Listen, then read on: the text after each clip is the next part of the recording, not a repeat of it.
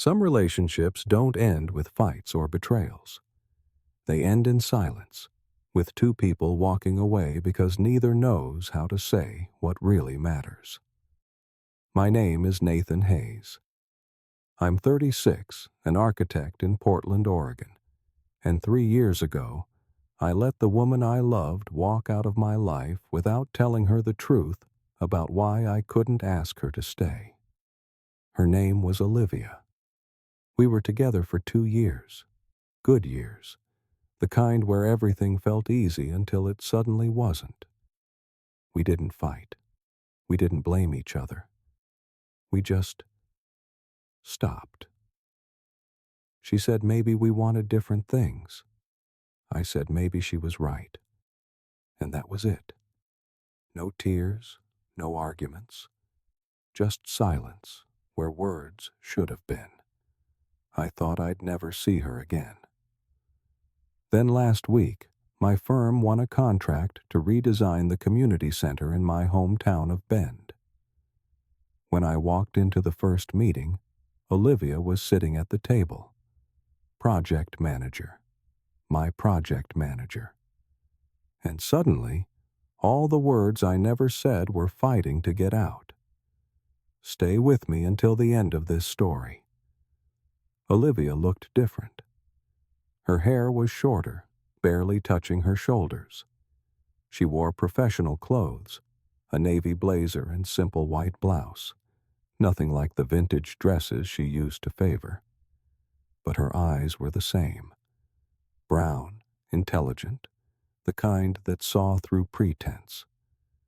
Those eyes met mine across the conference table, and I watched her freeze for just a second before her professional mask slid into place. "Nathan," she said, her voice steady. "I didn't realize you were the lead architect." "Olivia." I took the seat across from her because sitting anywhere else would have been obvious avoidance. "I didn't know you'd moved back to Bend." 2 years ago, after my father got sick." I knew her father. He'd been kind to me, welcomed me into their family dinners, asked about my work like it mattered. "How is he?" "Better now." He's the one who pushed for this renovation, actually. The center meant a lot to him growing up. The other people in the meeting, town council members, contractors, were watching our exchange with curiosity. They could feel the tension, even if they didn't understand it. We pushed through the meeting. Olivia was good at her job. I could see that immediately. She'd thought through every detail, anticipated problems, asked smart questions about structural limitations and budget constraints. This was her project, and she cared about it deeply. I tried to focus on the work, but I kept getting distracted by small things. The way she tucked her hair behind her ear when she was thinking. The way she clicked her pen twice before writing notes. Habits I'd memorized 3 years ago and apparently never forgotten. When the meeting ended, everyone filed out except us. We both had papers to gather, bags to pack, excuses to linger. "So," she said finally, not looking at me, "this is going to be interesting. We're professionals. We can handle it. Can we?" Now she did look at me, and I saw something raw beneath the composure. "Because I'm not sure I can sit across from you every week and pretend we're strangers." "We're not strangers." "Then what are we, Nathan?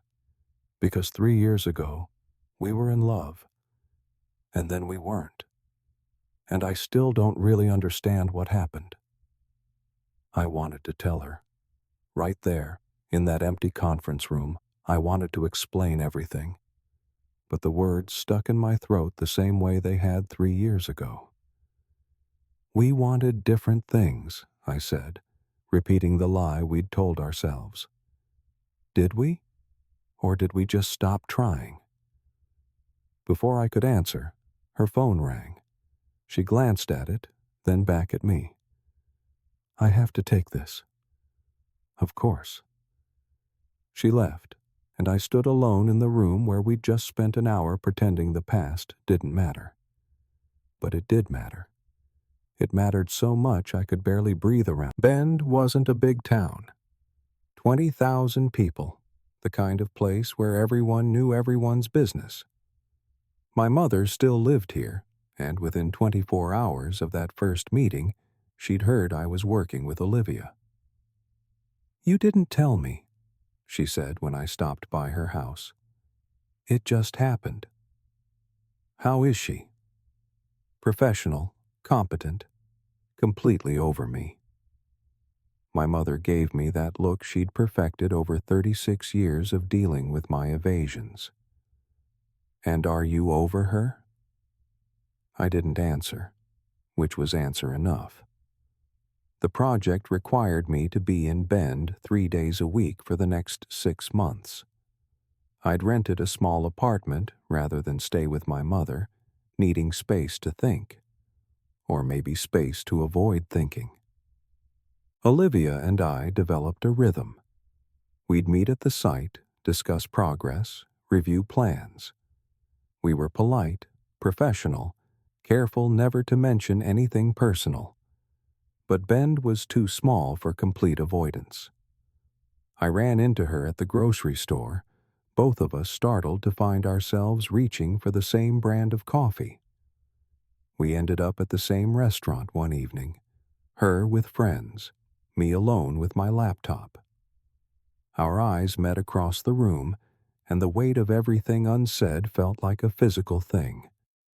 2 weeks into the project, we had to spend a full day together doing site measurements. Just the two of us, a tape measure, and hours of careful silence. "Remember when we talked about renovating that old house on the west side?" she said suddenly, kneeling to measure a door frame. I did remember. We'd walked past it dozens of times, imagining how we'd restore the Victorian details, where we'd put our furniture, back when we thought we had a future. I remember. Someone bought it last year, did a beautiful renovation. I drove past it and thought. She trailed off. Thought what? That it should have been us. The honesty of it shocked me. We'd been so careful, so professional. And now, suddenly, the truth was right there between us. Olivia. Forget it.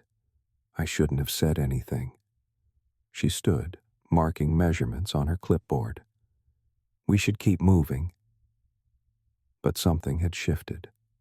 The careful distance we'd maintained started to crack. That evening, I found myself at the community center after hours, looking at the space we were redesigning. Olivia was there too, sitting on the floor with blueprints spread around her.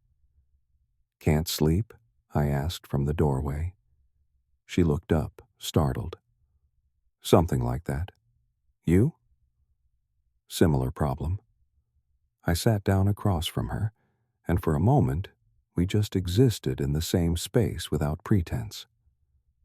"Why did we really end things?" she asked quietly. "And don't give me the line about wanting different things. We both know that wasn't the whole truth." My heart was racing. This was the moment, the chance to finally say it. "You got that job offer in Seattle," I said slowly. "The one you'd been dreaming about. You told me to take it." "Because it was your dream, Olivia. How could I ask you to stay?" "You could have come with me." I had just started my firm. Everything I'd worked for was here in Portland. If I'd left, I would have resented you eventually. I looked at her directly. "And if you'd stayed, you would have resented me. So you just let me go? Without even discussing it?" I thought I was doing the right thing. For who? Because it didn't feel right for me. Her voice broke slightly. "I waited for you to ask me to stay. I would have chosen you, Nathan, but you never asked. The words hit me like a physical blow. 3 years of silence, and this was what lived on the other side of it.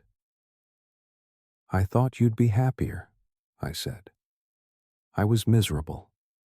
I took the job, moved to Seattle, and spent 2 years wondering what I'd done wrong, why you'd given up so easily. I didn't give up.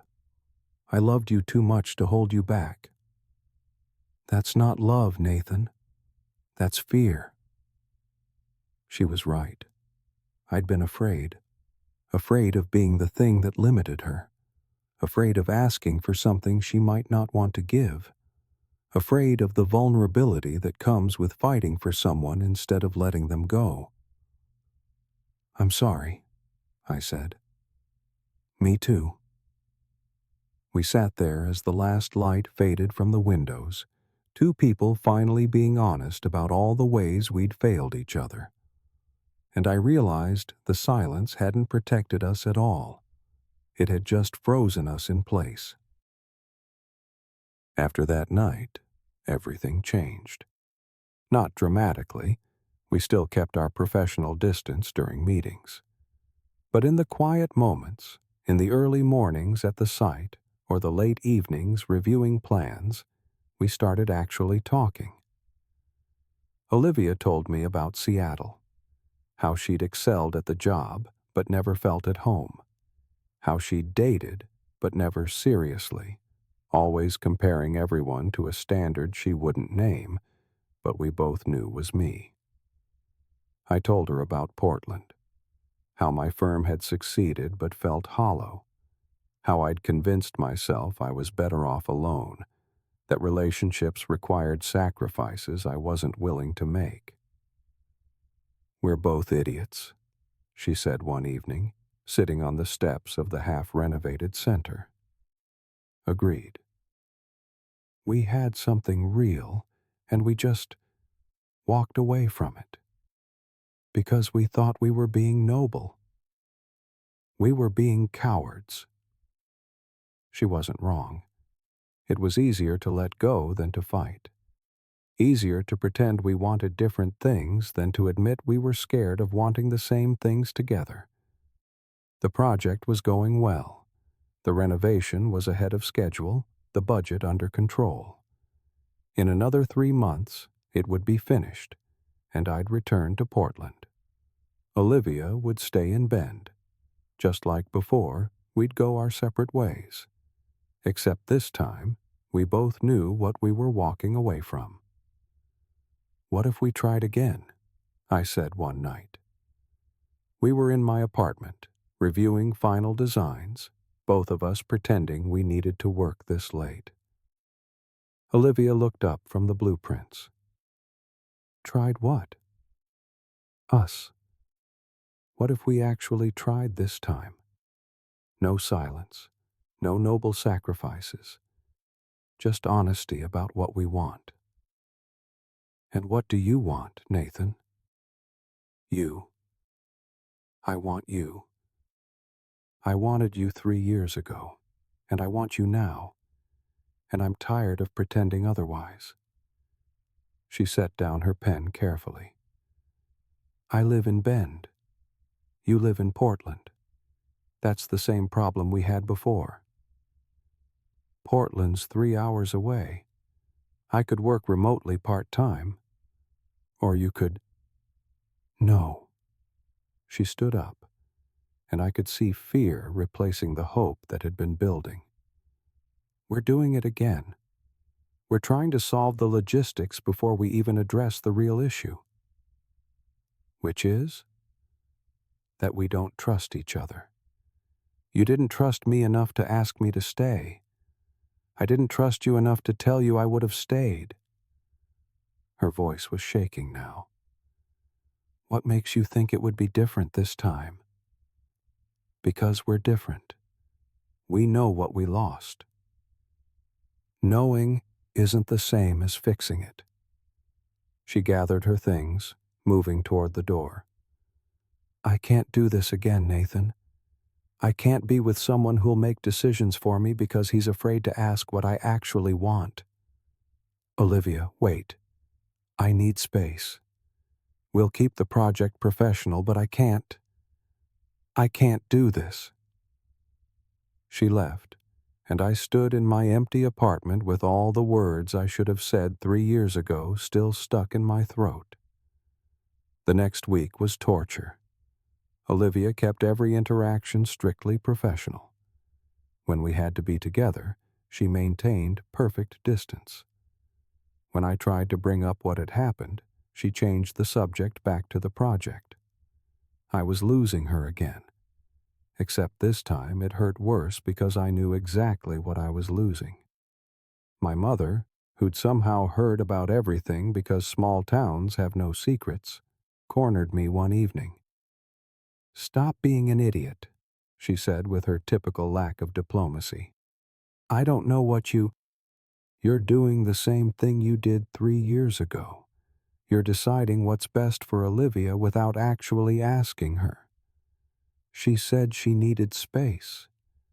And you're giving her space because you're afraid if you push, she'll confirm what you already fear, that you're not worth fighting for."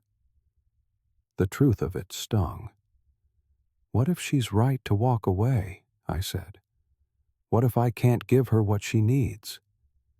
Then at least you'll know. But right now, you're both just scared." My mother softened. "Nathan, love isn't about having all the answers. It's about being brave enough to ask the questions." 2 days later, the community center renovation was finished. The final inspection went perfectly. The town council was thrilled. My firm's reputation was enhanced. And Olivia stood across the newly completed space, looking at everything we'd built together. And I knew if I didn't speak now, I never would. "Can I show you something?" I asked, after everyone else had left. She hesitated, then nodded. I led her to the west wall, to a small dedication plaque we'd installed. It read, "My father," Olivia whispered, touching the plaque. "He talked to me before you and I ended things. Did you know that?" She shook her head. "He told me he could see I loved you. And he said the hardest thing about love isn't knowing when to let go. It's knowing when to hold on, even when you're scared." I took a breath. I was too scared then. I'm still scared now. But I'm more scared of spending another 3 years wondering what would have happened if I'd been brave enough to ask. Ask what? Ask if you'd be willing to try again. Really try. Not with me making unilateral decisions or you pretending you're fine with things you're not. But with actual communication, actual trust, actual honesty about what we both need. That sounds terrifying. It is. And the logistics? The distance? I'll move to Bend. I can run my firm from anywhere, and most of my work's remote now anyway. Or if you want to move back to Seattle, I'll come. Or we'll find somewhere new. The point is, we figure it out together, instead of me deciding for both of us." Olivia was crying now, tears streaming down her face. "You'd move here? Give up Portland?" "Portland was never home. You were home." She moved closer, close enough that I could see every emotion crossing her face. Hope, fear, longing, doubt. "I need you to promise me something," she said. "Anything. Promise that when you're scared or uncertain, or think you're protecting me by making decisions alone, you'll talk to me instead. Even when it's hard. Especially when it's hard. I promise. And I promise to tell you what I actually want instead of waiting for you to guess. Even when I'm scared you won't want the same things. What do you want right now? She smiled through her tears. You? I want you. I wanted you 3 years ago, and I want you now, and I'm tired of pretending otherwise.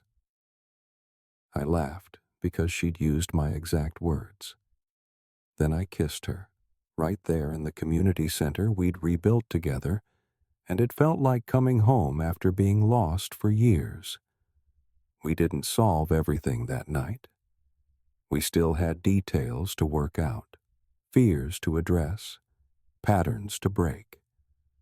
But we faced them together this time, with words instead of silence.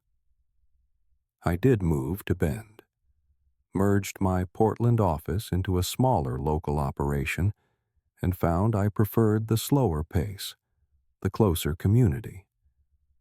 Olivia and I bought the Victorian house on the west side, the one someone else had renovated, and made it ours with new memories. Sometimes we still struggled with communication. Old habits die hard. But now, when I felt myself pulling away to make decisions alone, she'd catch my hand and say, "Talk to me."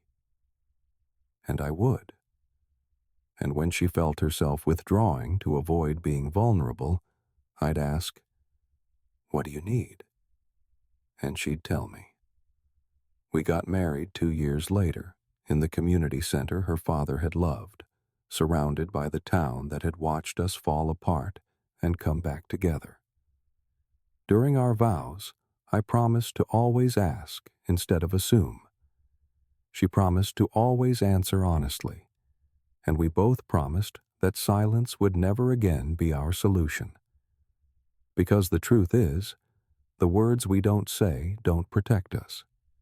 They just keep us frozen in place, afraid to reach for what we actually want. And life's too short to spend it silent. If this story touched something in you, leave a comment below. Have you ever let someone go because you were too afraid to ask them to stay? Have you ever gotten a second chance to say what you should have said the first time? Subscribe if stories like this speak to you. Sometimes the bravest thing we can do is